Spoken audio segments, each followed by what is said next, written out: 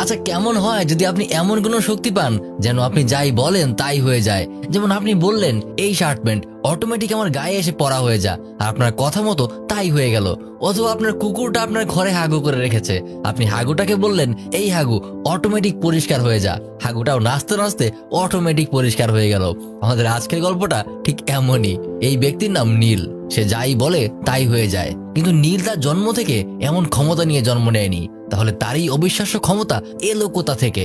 সে তারই অদ্ভুত ক্ষমতা দিয়ে শেষ পর্যন্ত কি বা করেছিল? সবকিছু জানতে হলে এই ভিডিওটা শেষ পর্যন্ত দেখতে থাকুন। আজকের গল্পটা অনেক অনেক হাসির। ভিডিওটা দেখলে হাসতে হাসতে হয়তো আপনার পেট ব্যথা হয়ে যাবে। তাহলে চলুন গল্পটা শুরু করা যাক। এই যে কুকুরটাকে দেখছেন, এর নাম হলো ডেনিস। সম্প্রতি মহাকাশে এলিয়েন খোঁজার জন্য আটলাস নামের একটা রকেট পাঠানো হয়েছে। ডেনিস বসে বসে এই রকেটের সংবাদ দেখছে। এদিকে নীল তার নিজের লেখা একটা উপন্যাসের পাবলিশ অনুষ্ঠানে এসেছে। এক সুন্দরী মহিলা সে অনুষ্ঠান পরিচালনা করছে। অনুষ্ঠানে সবাই নীলকে অনেক সম্মান দেখাচ্ছে। নীল সবার উদ্দেশ্যে ভাষণ দিচ্ছিল।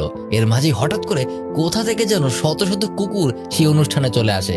এসে তারা পুরো অনুষ্ঠানটাকেই নষ্ট করে দেয়। এর মাঝেই হঠাৎ নীলের ঘুম ভেঙে যায়। সে বুঝতে পারে এতক্ষণ যা সে দেখছিল সবই ছিল তার স্বপ্ন। তার ঘুম ভেঙে যাওয়ার সাথে সাথে তার দরজায় এক মহিলা নক করতে থাকে। নীল গিয়ে দরজা খুলে দিলে সেই মহিলা তাকে বলে, তোমার কুকুরটা সারাদিন ঘেউ ঘেউ করে, এতে আমার অনেক ডিস্টার্ব হয়। নীল বলে, এত জোরে জোরে দরজা ধাক্কালে কুকুর না বিড়ালও ঘেউ ঘেউ করবে।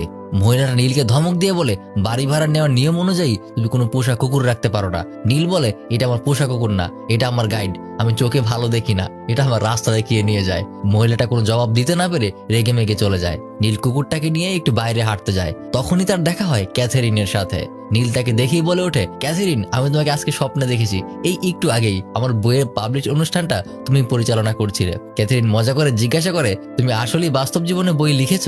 নীল বলে, এই তো শেষের পথে। ক্যাথেরিন বলে, গত বছরও তুমি শেষের পথেই ছিলে। এই বলেই সে চলে যায়। এদিকে পৃথিবী থেকে ছেড়ে যাওয়া রকেটটা মহাকাশ এলিয়েন খুঁজে বেড়াচ্ছিল। এলিয়েনের একটা দল সেই রকেটটাকে ধরে তাদের নিজের কাছে নিয়ে যায়। তারা মানুষের কাছ থেকে আসা এই রকেট নিয়ে নিজেরা হাসাহাসি করে। তারা বলে, এই ছাগল মার্কা প্রাণীগুলোকে এত সুন্দর গ্রহতে বাঁচিয়ে রাখার কোনো অর্থ হয় না, আর তারা আমাদের মতো এত উন্নত প্রাণী না। আমাদের উচিত এই গ্রহের প্রাণীগুলোকে মেরে ফেলা। এই প্রস্তাবে সকল এলিয়েন রাজি হলেও একজন এলিয়েন বলে, আমাদের মহাবিশ্বেরও বেশ কিছু আইন রয়েছে, আমাদের অবশ্যই আইন মানা উচিত। তাদের ধ্বংস করার আগে আমাদের উচিত তাদের নিজেদেরকে প্রমাণ করার একটা সুযোগ দেওয়া। তখন একজন প্রশ্ন করে, তাহলে আমরা কিভাবে তাদের সেই সুযোগ দিতে পারি? বসে থাকা আরেকটা এলিয়েন জবাব দেয়, প্রথমে আমরা লটারি করে পৃথিবীর সমস্ত মানুষ থেকে একজন মানুষকে নির্বাচন করব। তারপর 10 দিনের জন্য তাকে আমরা যে কোনো কিছু করার ক্ষমতা দেব। সে যাই চাইবে তাই করতে পারবে।